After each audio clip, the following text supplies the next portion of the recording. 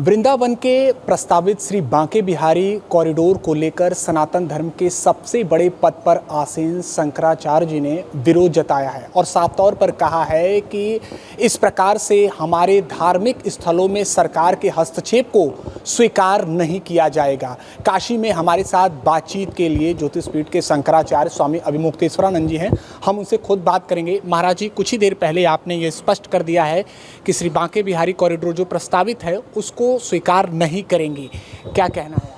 ऐसा है कि हमारा ये कहना है कि ये धर्मस्थल है, इसकी अपनी धार्मिक मर्यादा है, धार्मिक प्रविधि है यहाँ पर, इसलिए धर्मनिरपेक्ष सरकार को इसमें हस्तक्षेप नहीं करना चाहिए।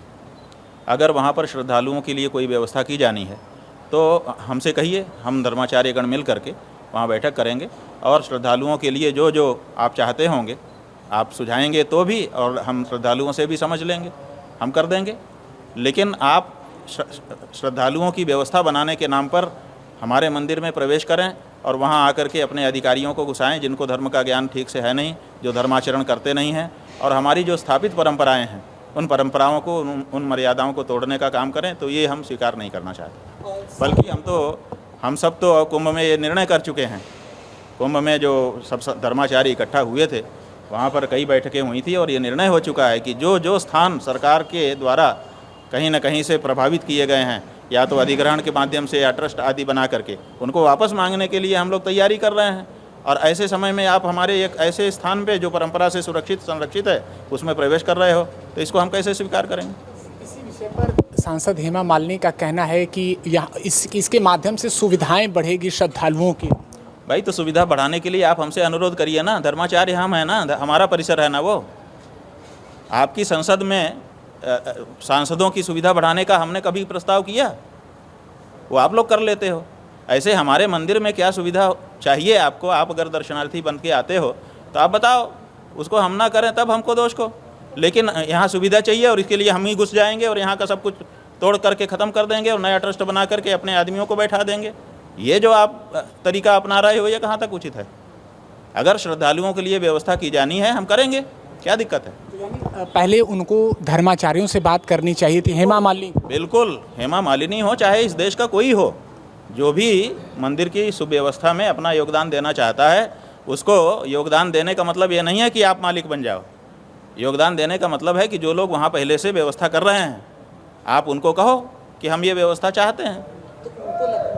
सवाल इस पर अंतिम है कि आपको लगता है कि उनको ज्ञान सनातन धर्म के विषय में, इस विषय में होना चाहिए कि अगर आप श्री बांके बिहारी कॉरिडोर की बात कर रही हैं और उसको सीधे इस विषय पर कह दे रही हैं तो ये उचित है अनुचित है? देखिए, बात यह है कि हेमा मालिनी जी स्वयं मुसलमान हैं। जब उनको विवाह करना था विवाहित व्यक्ति से, तो हिंदू धर्म में अगर कोई विवाहित व्यक्ति है तो उससे दूसरा विवाह नहीं किया जा सकता है। तब उन्होंने और उनके होने वाले पति दोनों ने धर्मांतरण कर लिया था और धर्मांतरण करके फिर वो उन्होंने विवाह किया और अभी तक उसको रिवर्स कभी किया नहीं है उन्होंने। तो ऐसी परिस्थिति में उनको हिंदू धर्म की बातें कैसे जानकारी में होंगी? क्योंकि बचपन से उन्होंने फिल्मों में काम करना शुरू कर दिया और उसके बाद से मुसलमान बन गई। अगर उनके कहने पर हमारे बांके बिहारी मंदिर की व्यवस्था को छिन्न भिन्न किया जाएगा, वहाँ की मर्यादा को तोड़ा जाएगा और धर्मनिरपेक्ष नेताओं और अधिकारियों को उसमें प्रवेश कराया जाएगा, तो हम समझेंगे कि वृंदावन की जनता ने गैर हिंदू प्रतिनिधि को चुन करके भूल कर दी। एक सवाल ये भी है कि आपने उदाहरण भी दिया है कि अगर ऐसा कोई प्रस्ताव सरकार की तरफ से विचार किया जा रहा है तो क्यों नहीं पहले गोरखनाथ पीठ से इसकी शुरुआत? आपने ये भी वही कहना है कि दो बातें हमारी कहनी है। देखिए, एक बात तो ये है कि अगर वहाँ श्रद्धालुओं को असुविधा है, देखिए सुविधा असुविधा ऐसी चीज़ है ना कि जितनी सुविधा कर दो असुविधा ही होती है। इतना बढ़िया संसद भवन बना था, लेकिन हमारे देश के प्रधानमंत्री को लगा कि असुविधा है इसमें, तो नया संसद भवन बनवाया कि नहीं बनवाया? ज़्यादा कुर्सियाँ उसमें रखवाईं, जबकि सांसद उतने ही हैं। इसी तरह से जो सड़क बनी रहती है कम पड़ जाती है, जो तार डाला जाता है केबल, अभी देखिए पूरा बनारस फिर से खोद दिया गया है। क्यों खोद दिया गया? कि अब एक नया तार डलेगा। तो जो भी सुविधा कर देते उसमें कुछ कमी तो रही जाती है, एक बात है। दूसरी बात यह है कि जो लोग आते हैं वो श्रद्धा से दर्शन करने के लिए आते हैं, उनको सुविधा में अगर हम डालेंगे तो फिर वो धार्मिकता उसकी क्षीण होती है, समझो बात को। जितना सुविधा हम देंगे उतना फिर वहाँ फिर वो आनंद लेने आएगा, सुविधा देखेगा। अभी वो वहाँ कष्ट देखता है और कष्ट देख करके भगवान का दर्शन करता है। और अगर कोई मूलभूत सुविधा की जानी है तो वो धर्माचार्यों के माध्यम से की जानी चाहिए। क्यों नहीं सरकार ने एक कमेटी बना दी कि बांके बिहारी में इस तरह की श्रद्धालुओं के लिए सुविधा की आवश्यकता है, और वो एक अध्ययन करके हम लोगों को एक बात देती और कहती कि हिंदू धर्म के धर्माचार्यों, आपके यहाँ इतने जनता आ रही है, इनकी सुविधा करने के लिए हमने ये अभ्यास किया है, आप इसको करवाइए। और हम ना करवाते फिर रिमाइंडर देती, फिर ना करवाते फिर रिमाइंडर देती। चौथी बार अगर वो कहती कि नहीं अब हम खुद ही करेंगे, तब तो फिर भी हम मानते। लेकिन सीधे आए और घुस गए। ये क्या है? आप ये कौन सा कॉरिडोर बना रहे हैं? आप जो है प्रधानमंत्री और मुख्यमंत्री भगवान के दरवाजे तक गाड़ी लेके आ जाएं, इसकी सुविधा बनाते हो। बनारस में हमने देखा है, जिस बनारस में दूर तक हमारी गली बनी थी कि वहीं से आदमी अपना वाहन छोड़ दे। हमारे शास्त्र में लिखा है कि मंदिर जाने के लिए वाहन और पैर में पनही छोड़ देना पड़ता है। तो जहाँ से हम मंदिर की यात्रा शुरू करते हैं तो लोग अपने घर से आते थे कि हम बनारस जा रहे हैं, और बनारस जाने के बाद जब गली के मुहाने पर आते थे तब कहते थे कि अब हम भगवान का दर्शन करने जा रहे हैं, और वहीं पर चप्पल और गाड़ी छोड़ देते थे, छाता जूता और टोपी छोड़ देते थे और वहाँ से पैदल जाते थे।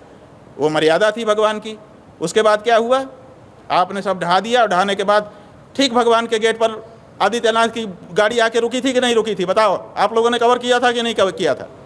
तो प्रदेश के मुख्यमंत्री की गाड़ी भगवान के दरवाजे तक आ जाए, ऐसा कॉरिडोर हमारी मर्यादा छिन्न भिन्न कर रहा है कि नहीं कर रहा है? जो मर्यादाएं हमारे पूर्व पुरुषों ने बनाई हैं उसको क्यों छिन्न भिन्न कर रहे हो? भगवान के सामने हनक दिखाने के लिए कि राष्ट्रपति आएगा, प्रधानमंत्री आएगा, मुख्यमंत्री आएगा तो गाड़ी लेकर के भगवान के दरवाजे तक आ जाएगा। इसके लिए आप ये सब कॉरिडोर की कल्पना कर रहे हो। ये हमारी जो स्थापित मान्यताएं हैं, विधियां हैं, मर्यादाएं हैं, उनमें हस्तक्षेप है। हम इसको नहीं स्वीकार करना चाहते। और अगर हमारे ऊपर बलपूर्वक आप करो, भाई आपका ताकत है, आप बलपूर्वक कर लो, लेकिन जहाँ तक हमारा वश है हम इसको अस्वीकार करते हैं। और इसीलिए हमने कहा कि अगर आपके अंदर ये भावना है कि सरकार आ जाएगी तो अच्छी व्यवस्था कर देगी, तो सबसे पहले इनको चाहिए था कि गोरखनाथ मंदिर में ट्रस्ट बनवा करके सरकारी अधिकारियों को दे देते, सौंप देते कि आज से यहाँ से महंती खत्म, मैं भी मुख्यमंत्री हो चुका हूँ और यहाँ पर सरकार तो अच्छी व्यवस्था करती है। तब भी हम मानते कि इस व्यक्ति के मन में ये बात है। अपना मंदिर तो अपने हाथ में रखे हुए है और दूसरे मंदिरों में सरकार को घुसा रहा है। हम कैसे स्वीकार करें इस बात को? क्या यहाँ पर दुरभिसंधि नहीं दिखाई दे रही है? दो तरह का व्यवहार नहीं दिखाई दे रहा है? ये सब बातें हैं जिसके कारण हम विरोध कर रहे हैं। मथुरा के बाद अयोध्या का भी अब जिक्र हो रहा है। वहाँ पर राम दरबार प्राण प्रतिष्ठा हो रही है, अनुष्ठान शुरू हो चुके हैं। महाराज जी, बात यह है कि एक मंदिर में 2 बार प्रतिष्ठा नहीं होती है, तो चाहे ये मानना पड़ेगा। आप अगर 2 बार वहाँ प्रतिष्ठा करोगे तो आपको मानना पड़ेगा या तो एक प्रतिष्ठा जो अब हो रही है ये गलत है, और या तो पहले वाली जो हुई थी वो गलत है। तो आपको एक प्रतिष्ठा कैंसिल करनी पड़ेगी, क्योंकि किसी भी धर्मशास्त्र में एक ही मंदिर में 2 बार प्रतिष्ठा का विधान हमको नहीं मिला है। एक अंतिम सवाल, एक बकरीद को लेकर आपने स्पष्ट कर दिया है कि हम किसी दूसरे धर्म की परंपरा पर कोई भी टीका टिप्पणी नहीं कर रहे हैं, लेकिन सार्वजनिक स्थलों पर इस प्रकार से पशुओं की जैसे बलि दी जाती है, काटा जाता है, वो स्वीकार नहीं होगा। तो इस पर जो मुस्लिम धर्माचार्य उन्होंने कहा है कि जो कानूनी दायरे में रहकर इस अपने धर्म का वो आयोजन करेंगे, परंपरा का निर्वहन करेंगे। बात यह है कि कानूनी दायरे में रह कर के करें, ये तो अच्छी बात है। अगर वो ऐसा कह रहे हैं तो अपने वाक्य को निभाएं। कानूनी दायरा ये है कि धार्मिक कारण से किसी पशु को नहीं काटा जा सकता भारत में, और इस्लाम क्या कहता है कि जिस देश में रहते हो उस देश के कानून को मानो। अब ये बताएं हमको, जो लोग बकरीद के दिन पशु की बलि देने वाले हैं, वो हमको बताएं कि वो कैसे मुसलमान हैं। उनका धर्म कहता है कि जिस देश में रहो उस देश के कानून को मान करके चलो।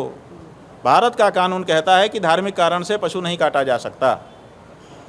आप उसी देश में रह रहे हो और वहीं कह रहे हो कि हम तो बलि करेंगे, हम तो कुर्बानी करेंगे। तो अब इसी से स्वयं अंदाज़ा लगा लो कि तुम कहाँ तक अपने धर्म में कितना दृढ़ता के साथ बने हुए हो। कहीं शिथिलता तो नहीं आ रही है तुम्हारे अंदर? इस बारे में विचार करना चाहिए। एक अंतिम सवाल महाराज जी, गौ माता की रक्षा के लिए आप लगातार देश भर में भ्रमण कर रहे हैं संकल्प के साथ। बिहार चुनाव में आपने पहले ही कहा कि जो हमारे गौ माता की बात करेगा हम उनको आशीर्वाद प्रदान करेंगे। अब बिहार चुनाव की चर्चा है, तो वहाँ पर कौन सी सरकार सुध ले रही है, या बीती सरकार, या कोई एक ऐसा व्यक्ति? हमने सब जितनी पार्टियां हैं सुस्थापित वैसे तो 2600 से ज़्यादा हैं, लेकिन जो सुस्थापित पार्टियां हैं जिन्होंने कभी चुनाव जीते हैं, उन सब पार्टियों के दरवाजे जा कर के सबसे पूछ लिया कि भैया गाय के पक्ष में हो कि विपक्ष में हो।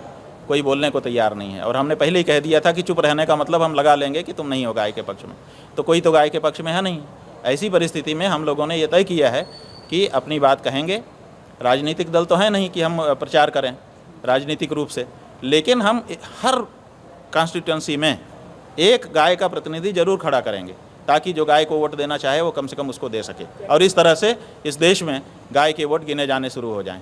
तो बिहार चुनाव में यानी कि चुनाव में हर विधानसभा में गाय का एक प्रत्याशी खड़ा होगा, ये तय है। आप तय है। इसके बाद जहाँ जहाँ चुनाव होंगे सब में तय है।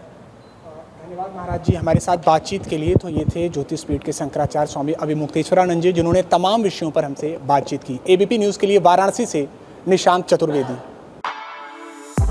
For exclusive and insightful videos, subscribe to our new channel ABP Live Premium.